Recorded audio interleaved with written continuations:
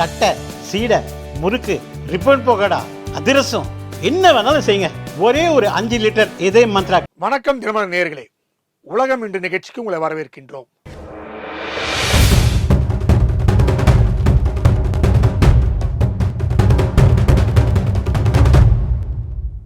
Trump அரசாங்கம் இன்று America நீதிமன்றத்திலே ஒரு வாதத்தை முன்வைத்திருக்கிறது. அது என்னவென்றால், இந்தியா பாகிஸ்தானுக்கான ஆபரேஷன் சிந்தூர் நடைபெறும் போது இவர்கள் கொடுத்த வர்த்தக மற்றும் வரி அழுத்தத்தின் காரணமாக அந்த சீஸ்ஃபயர் நடைபெற்றது என்று நீதிமன்றத்திலே சொல்லியிருக்கிறார்கள்.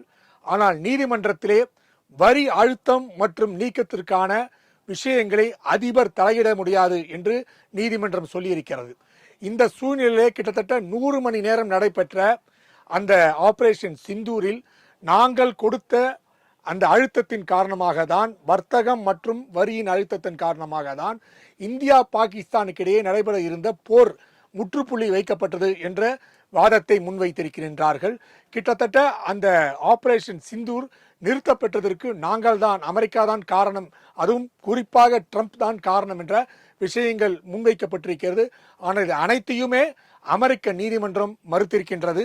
அதேபோல் வெளியுறவுத்துறை அமைச்சரின் செய்தி தொடர்பாளர் ரவீந்தர் ஜெயஸ்வால் கூறும்போது, 7ஆம் தேதியில், அதாவது மே 7ஆம் தேதியிலிருந்து 10ஆம் தேதி வரை நடைபெற்ற அந்த ஆபரேஷன் சிந்தூரில் எந்த விதமான வர்த்தகமோ இல்ல வரி பற்றியோ பேச்சுவார்த்தை நடைபெறவில்லை என்றும் அது வெறும் போராக தான் இருந்தது என்று கூறினார்கள். அமெரிக்கா எந்த விதத்திலும் இந்த விஷயத்தில் தலையிடவில்லை என்றும் சொல்லியிருக்கின்றார்கள். அதே போல வெளியுறவுத்துறை அமைச்சர் ஜெய்சங்கர் கூறும்போது, வர்த்தகத்தை பற்றி பேசுவதற்கு அமெரிக்காவுக்கு எந்த விதமான தகுதியும் கிடையாது. இது பாகிஸ்தானுக்கும் இந்தியாவுக்கும் நடைபெற்ற நிகழ்வு. இதில் பாகிஸ்தான் ஜெனரலும் அமெரிக்கா ஜெனரலும் இவர்கள் மட்டும்தான் பேசிக்கொண்டு அந்த பிரச்சனைக்கு சுமூகமான தீர்வு காண முடியுமே தவிர இதில் அமெரிக்கா எந்த விதமான செயல்பாடும் செய்யவில்லை என்று ஜெய்சங்கரும் கூறியிருக்கிறார்கள். பாகிஸ்தான் நடைபெற்ற அந்த தீவிரவாத தாக்குதலை தாலிபான் மிகப்பெரிய எச்சரிக்கையாக பார்க்கின்றது. ஏனென்றால் அவர் என்ன சொல்கிறார் என்றால், ஜிகாத் என்கிற அந்த போர் முறை எமீர் என்பவர்கள் மட்டும்தான் அறிவிக்க முடியுமே தவிர வேறு யாராலும் அறிவிக்க முடியாது என்று சொல்லப்பட்டிருக்கிறது. இந்த சூழ்நிலையிலே பாகிஸ்தானுக்கும் ஆப்கானிஸ்தானுக்கும் தாலிபானுக்கு இடையே நடைபெற்ற இந்த ஒரு பேச்சுவார்த்தை என்பது சுமூகமாக முடியுமா என்று மிகப்பெரிய கேள்விக்குறியாக இருக்கிறது. இருந்த போதிலும் பாகிஸ்தானின் தீவிரவாதங்களை தாலிபான் டிடிஎஃப் என்பது ஆதரிப்பதில்லை என்றும், அது மட்டுமல்ல இந்தியாவுக்கு தாலிபானின் அச்சுறுத்தல் பெரிய அளவில் இருக்காது. ஏனென்றால் ஆப்கானிஸ்தானின் புனரமைப்புக்கு மிகப்பெரிய அளவிலே இந்தியா உதவி இருக்கின்றது. அது மட்டுமல்ல தொழில்நுட்பத்தில் பெரிய அளவிலே உதவி இருக்கின்றது. அங்கிருக்கிற விஞ்ஞான பொருட்களுக்கு மற்றும் கல்வி போன்ற விஷயங்களுக்கு இந்தியா மிகப்பெரிய அளவிலே அந்த உதவிகளை செய்திருந்த காரணத்தாலே இங்கு தாலிபானுக்கும் இந்தியாவுக்கும் இருக்கக்கூடிய மிகப்பெரிய அச்சுறுத்தல் இருக்காது என்று தொலைநோக்க சிந்தனையாளர்கள் சொல்லுகின்றார்கள். அந்த வகையிலே பார்க்கும்போது ஆப்கானிஸ்தானின் இந்த எச்சரிக்கையானது பாகிஸ்தானுக்கு மிகப்பெரிய பிரச்சனையை தரும் என்றும், இந்தியாவுக்கு எந்த விதமான அச்சுறுத்தலும் பெரிய அளவில் இருக்காது என்று சொல்லப்படுகிறது. இந்தியாவின் ஜனாதிபதி திரௌபதி முர்முவிடம் 6 நாடுகளின் தூதர்கள் நம்பிக்கை எழுத்துக்கள் வழங்கியிருக்கிறார்கள். இந்த நம்பிக்கை எழுத்து என்ன என்பது, அந்த நாட்டின் தூதர்கள் இந்தியாவிலே பணிபுரிவதற்கான அந்த எழுத்தாகும். மே 29ஆம் தேதி ராஷ்டிரபதி பவனில் இந்த நிகழ்வு நடைபெற்றிருக்கிறது. பங்களாதேஷ், துருக்கி, கஜகஸ்தான் போன்ற நாடுகள் இருக்கக்கூடிய தூதர்கள் அந்த நம்பிக்கை எழுத்தை வழங்கியிருக்கிறார்கள். இதன் மூலமாக அவர்கள் இந்த நாட்டின் தூதர்களாக பணிபுரியலாம் என்று அத்தாட்சியாக வழங்கப்படுகிறது. குறிப்பாக பங்களாதேஷ் போன்ற நாடுகளில் கடந்த ஆண்டு நடைபெற்ற அந்த சம்பவங்களை எல்லாம் அது மாற்றி அமைக்கக்கூடிய நிகழ்வாக இருக்கும். இந்தியா பல்வேறு உதவிகள் செய்யக்கூடியும் என்ற எதிர்பார்ப்பிலே இந்த தூதுவர்கள் இங்கு செயலாற்றிக் கொண்டிருப்பார்கள். அவர்களுக்கு இது ஒரு நம்பிக்கை எழுத்தாக இருக்கும். அது மட்டுமல்ல, இந்தியாவின் வெளியுறவு கொள்கை, வெளிநாட்டு கொள்கைகள் போன்ற விஷயங்கள் எல்லாம் இந்த தூதுவர்களுக்கு எடுத்துரைக்கப்படும்.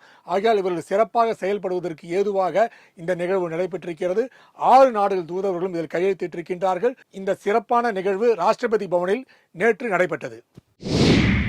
ரஷ்யா உக்ரைன் போரில் கடந்த 2024 ரஷ்யா நுண்ணறிவு போரை நடத்தியிருக்கிறது. இதில் குறிப்பாக பார்க்க போனால் அவர்கள் ஃபைபர் ஆப்டிக் ட்ரோன் அதை உபயோகப்படுத்தியிருக்கிறார்கள். இந்த ஃபைபர் ஆப்டிக் ட்ரோன் என்பது மிகவும் சிறப்பாக செயல்படக்கூடிய நுண்ணறிவு, அதாவது ஏஐ டெக்னாலஜியுடன் உருவாக்கப்பட்டிருக்கின்ற இந்த ட்ரோன் ஆனது கடந்த உக்ரைன் போரிலே அதிகமாக உபயோகப்படுத்தப்பட்டிருக்கிறது. இதன் மூலமாக தான் ரஷ்யா பல இடங்களில் வெற்றி பெற்றிருக்கு சொல்லப்படலாம். இது ஜாமிங் எந்திரத்தில் சிக்காது. அது மட்டுமல்ல, மிகவும் துல்லியமாக புகைப்படங்களை எடுக்கக்கூடியது, வீடியோக்களை எடுக்கக்கூடிய திறமை இந்த ஆப்டிக்கல் ட்ரோனுக்கு இருக்கின்றது. இது சிறப்பாக வடிவமைத்திருக்குது ரஷ்யா. அது மட்டுமல்ல, பல்வேறு தாழ்வான பகுதிகளுக்கு சென்று இது வீடியோவும் புகைப்படங்களும் எடுக்கக்கூடிய திறமை இதற்கு இருக்கிறது. இது எந்த வகையான எந்திரங்களிடம் கண்ணிலும் சிக்காமல் செயல்படக்கூடிய நுண்ணறிவு கருவியாக செயல்பட்டிருக்கிறது. ட்ரோனின் அடுத்த கட்ட முயற்சியாக ரஷ்யா இதை மிகவும் திறமையாக வடிவமைத்திருக்கு. இதன் மூலமாக தான் உக்ரைனில் இருக்கிற பல்வேறு பகுதிகளில் இருக்கக்கூடிய நிகழ்வுகளை அது படம் பிடித்து, அது மட்டுமல்ல, உடனுக்குடன் அந்த ரஷ்யாவின் அலுவலகங்களுக்கு அனுப்பி வைத்து அவர்கள் உடனுக்குடனாக செயல்பட முடிந்தது என்று சொல்லப்பட்டிருக்கிறது. இந்த எந்திரத்தின் மூலமாக அடுத்து வருகின்ற போர்களிலும் சிறப்பாக செயல்பட முடியும் என ரஷ்யா உறுதியளித்துள்ளது. நேர்களே, இதுபோல பல்வேறு உலக செய்திகளுக்காக தினமரலுடன் இணைந்திருங்கள். நன்றி, வணக்கம்.